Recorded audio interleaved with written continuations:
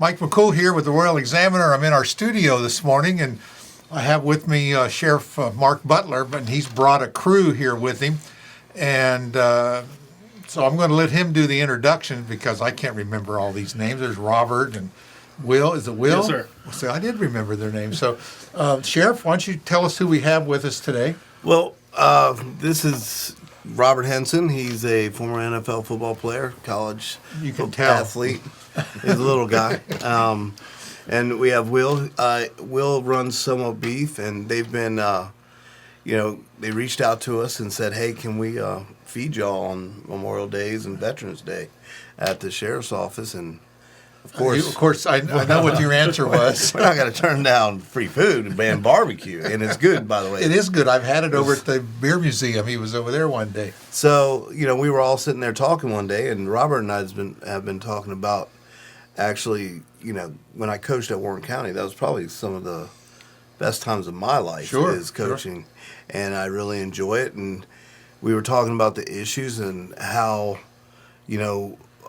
we believe that in order to stop the drug overdoses and so forth, we have to do the law enforcement side, but we also have to mentor the youth and get them in the right, have good or better mentorship. Sure. Excuse me. But so we were talking about it, and we were like, well, what about a football camp?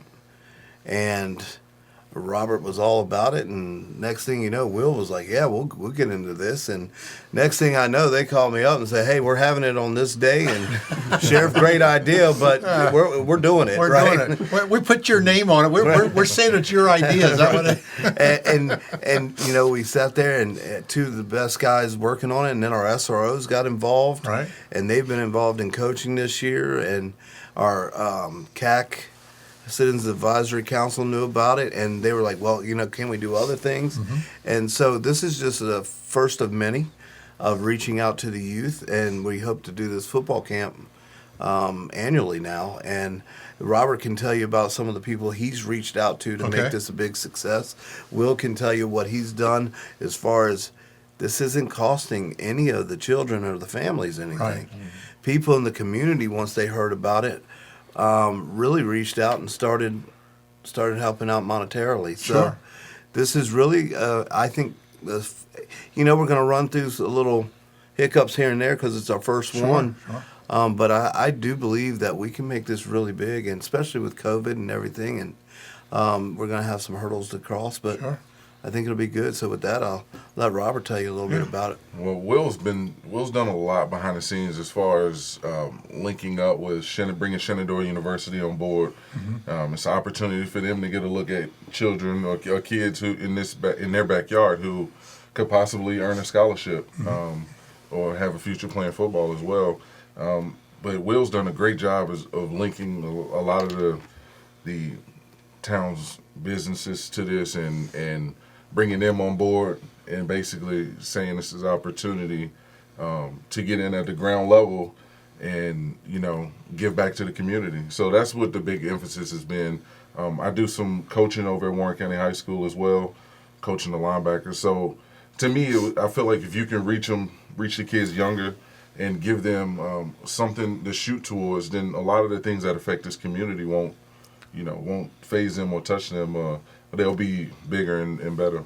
Well, they need an activity. I mean, and the football obviously is a big thing, especially in high school students and young men. I mean, that's where inactivity and nothing to do and no purpose is really what I think leads people to just go along, with the peer pressure that's in the community. I think that's what happens. And as long as they have a goal and an activity to go towards, football's a great opportunity.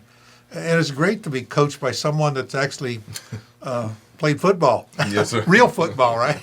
Yeah, well, given that I grew up in that type of environment, mm-hmm. where it was so easy to do the wrong thing, and to have my high school coach, Coach Berry, he was very influential in my life as far as growing me up and turning me into a man and saying, hey, you're much better than what you're around.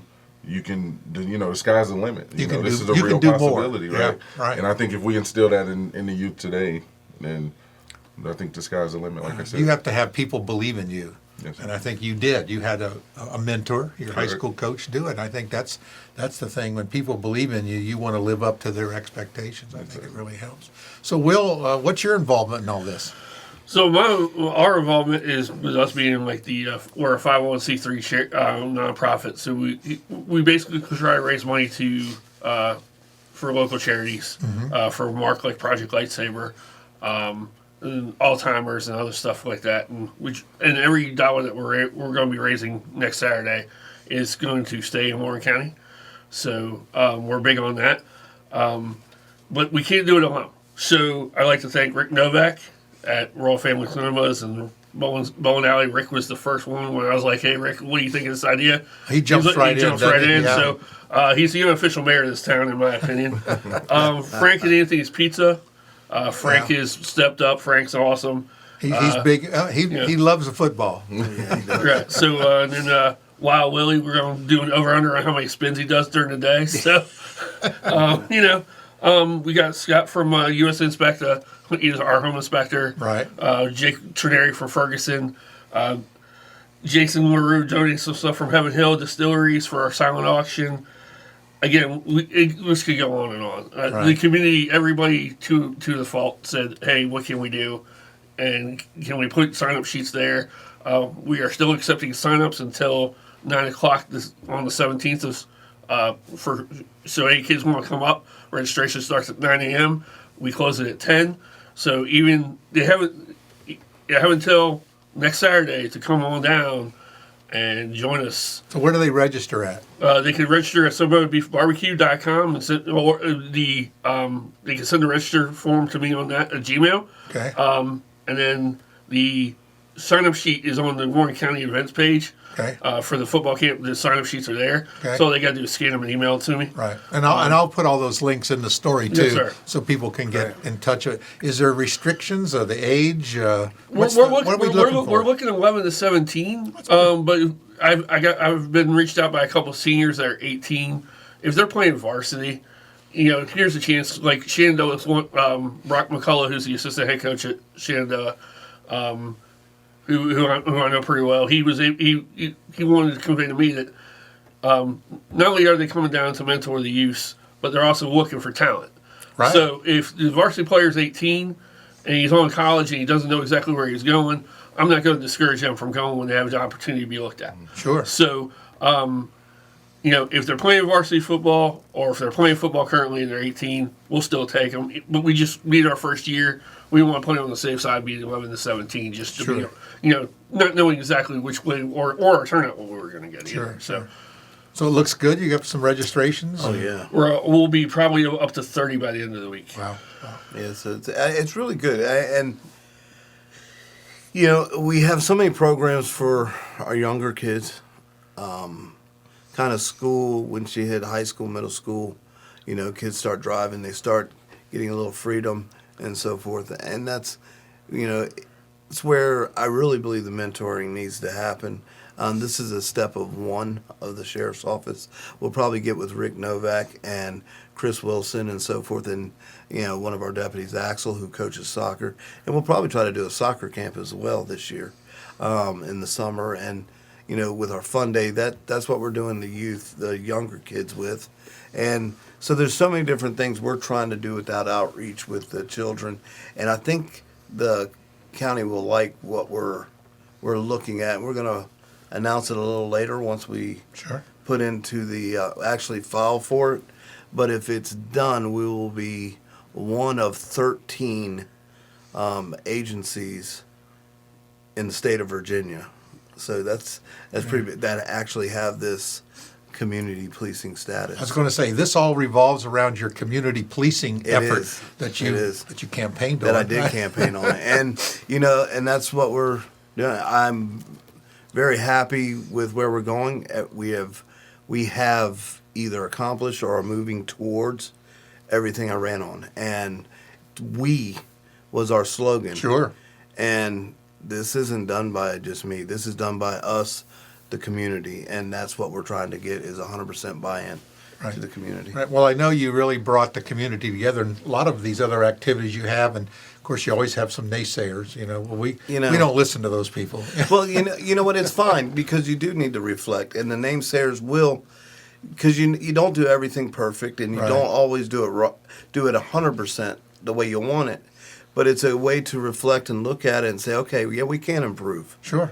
But we want some constructive criticism. I mean, Right. if no one's criticizing you, then you're doing something probably wrong because no, you know what I mean. Normally, that's what happens. Well, I must be doing a lot right because I got some people that just love to criticize, but that's all right. We're good.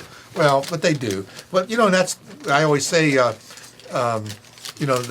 only got shot when you're leading the pack or in the back. One of the other two. If Right. you're in the middle, you're safe. So Right. If you're out front, you're going to get shot at with the arrows. Our big focus is really on the drugs, and I know some people have had some concerns with the direction that we're taking, but the stats, I'm happy with where we're moving. 2019 Warren County, and this is on the police side, Warren County had 79 felony drug arrests. Felony drug arrests. That means these are hard drugs. Right.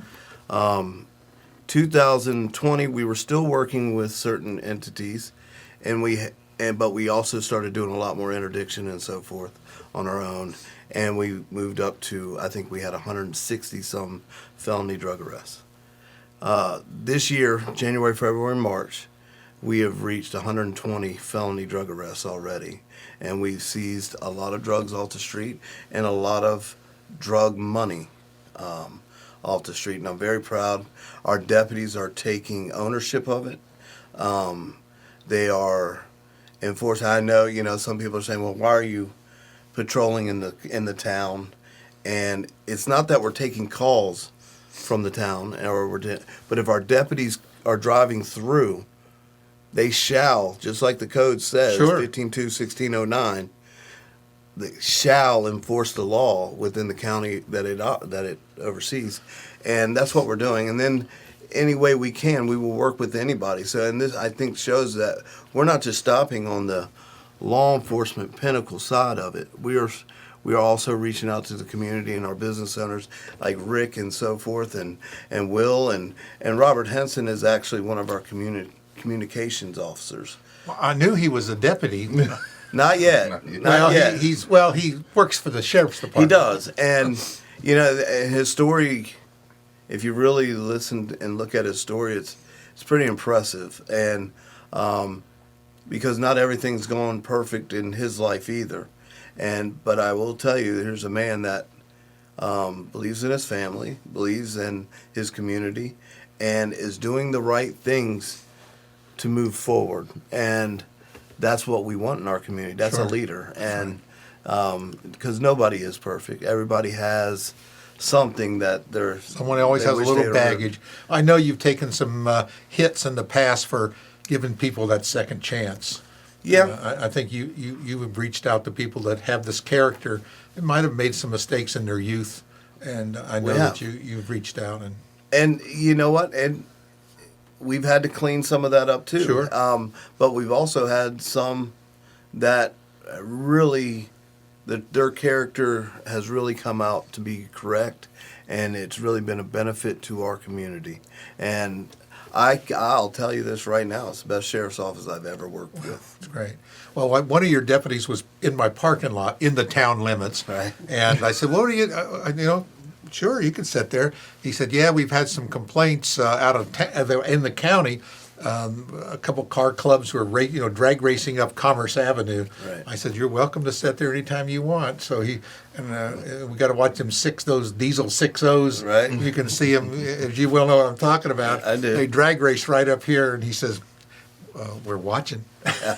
So that's a warning, And we are, but we probably give as many warnings as we do Yeah. anything else, and I think Robert can vouch for that because he's in communications. lot of Because warnings. really, what we're trying to do sometimes that is- helps. Well, let's look at the first part of law enforcement is compliance to the law. Right.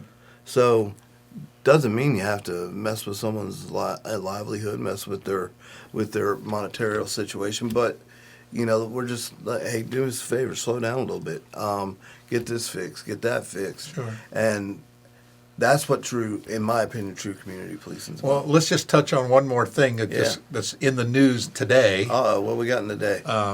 It's legalizing marijuana, and obviously, this is going to affect It our affects young everybody. youth. It's going to affect the youth. It's going to let some people out of jail. It's going to put people back on the street. There's a lot of ramifications that are happen. Of course, we're talking about felony drug arrest. This will no longer be; these small issues will no longer be a felony. Do you think it'll have any effect on affecting our youth? Are they going to start, growing marijuana in their basement? Well, let's look at it. What is some of the biggest issues we have right now with our youth is the alcohol consumption. We have many children that do die from alcohol poisoning and car accidents and so forth. I think it does create hurdles. Personally, I really don't know that marijuana is any worse than alcohol. I know it's not something I like, but if our community goes with it, I don't believe it's unconstitutional. I don't believe. So, as a sheriff, I look at it and say, okay, this is You'll a law. deal with it? I'll deal with it, and we'll move forward. But realistically, law enforcement in the past 10 years hasn't really been going after marijuana anyway. Now, if it's truckloads of marijuana, that's Yeah. different. Right. That makes it a felony. That makes it a felony. And there should be standards put in place. If those felonies happen, they should be dealt with accordingly in our judicial system. Right. And that's what that's for. So our part is to police it. Once it gets into the courts, it's kind of out of our hands. Right. We will discuss things with the Commonwealth and so forth, and the other litigation aspects of it. Mm-hmm. But we'll have to see on this one. Yeah. Well, it's like, especially for youth, we're talking about youth here. If it's illegal, then they want to do it. But maybe when it's legal, they might not want to do it. So I was talking to somebody actually today about it. He said, yeah, just when I was getting ready to quit. And now they're going to legalize. Right. Well, what people do fail to understand is fentanyl changed our society, and people are lacing marijuana with fentanyl. So you don't know where you're getting it.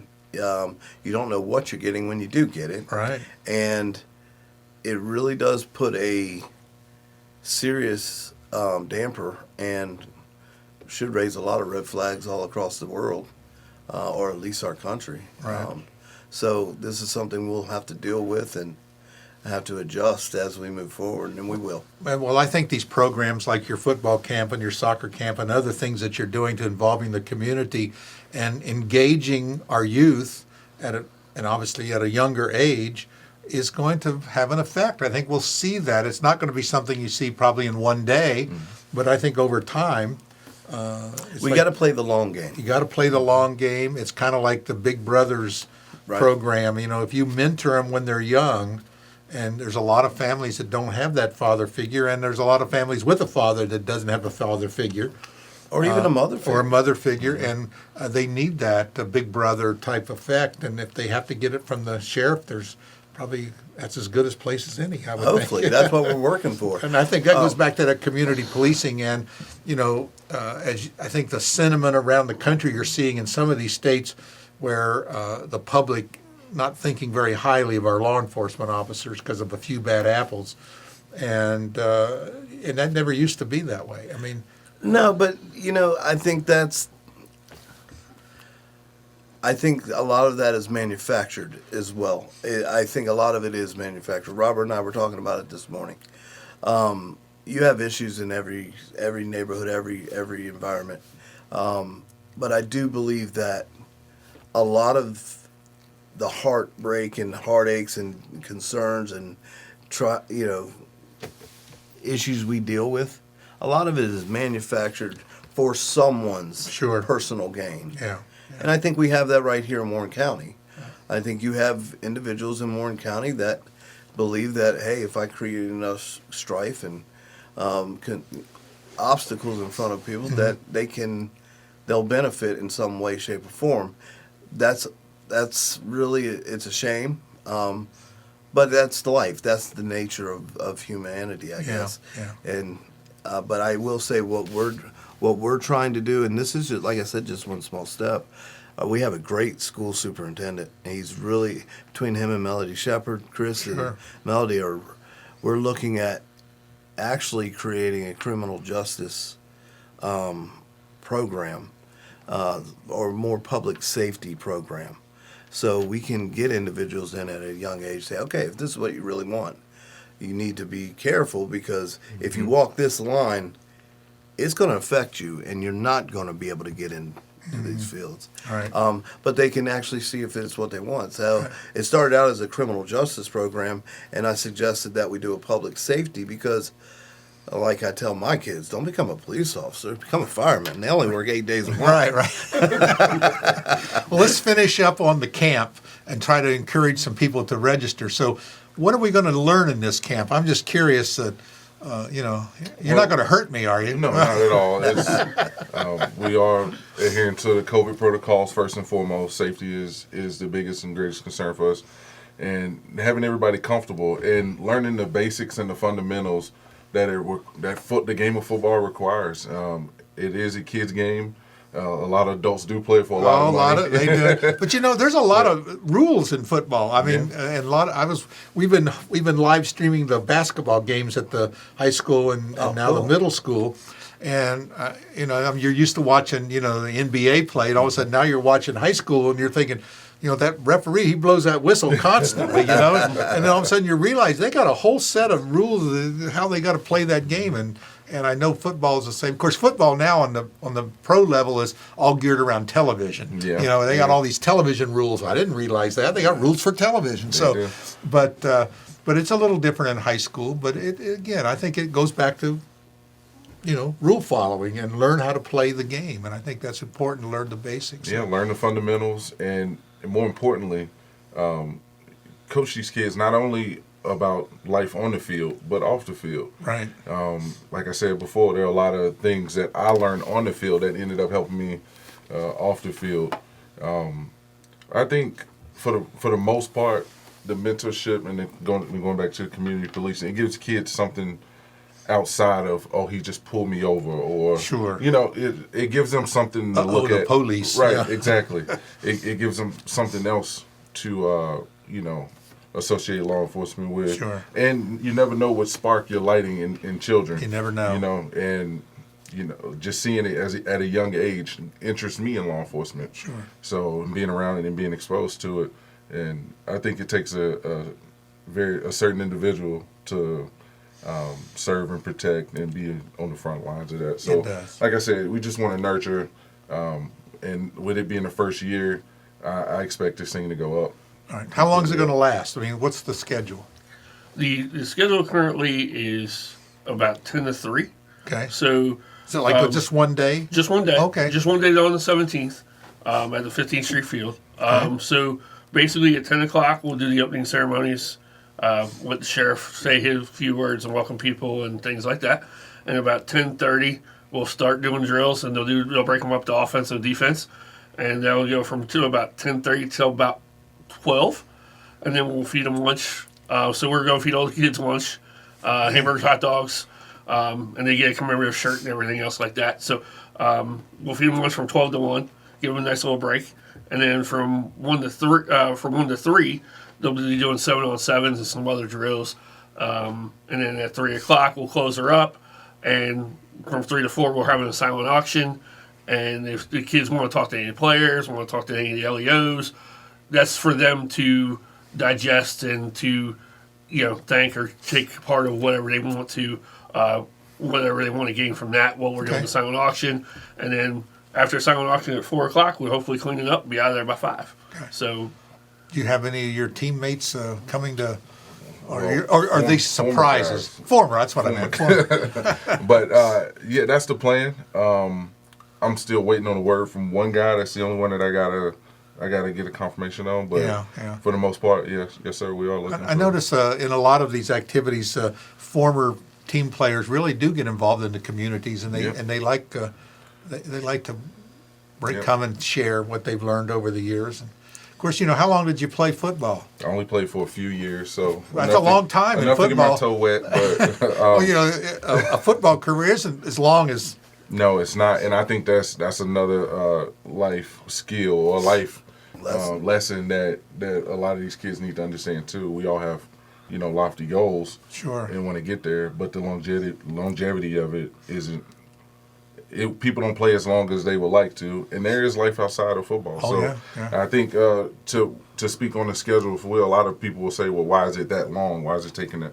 We want to give each kid individual opportunities to be successful, and we want to spend time with that kid and let them know, like, we care. You're not just running through drills, Sure. and we just go ahead. But We have a lot of one-to-one. exactly, we want to really get to know them, talk to them, and just share. Right. I remember a quote from Michael Jordan, though, and he says, they said about how, playing basketball, excuse me. And he said, if you studied your math as much as I had a basketball in my hand, you'd be a math whiz too, instead of a basketball whiz, So I think one of your comments, you learned about life lessons, that you do learn these things. It's kind of like algebra. You do use it every day. You just don't know it. I think we also need to put a shout out to the athletic directors of both high schools and I was going to ask you about that. How's the? They're involved in it as well. Good.